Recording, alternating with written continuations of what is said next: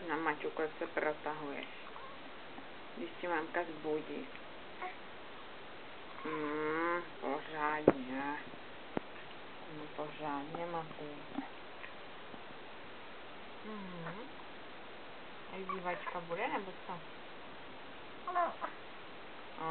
Čuráme, no jo, tak čurej.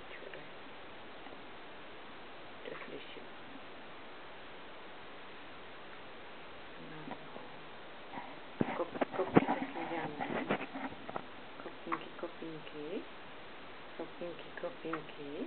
Jo. Tak. To už jsme velcí, že?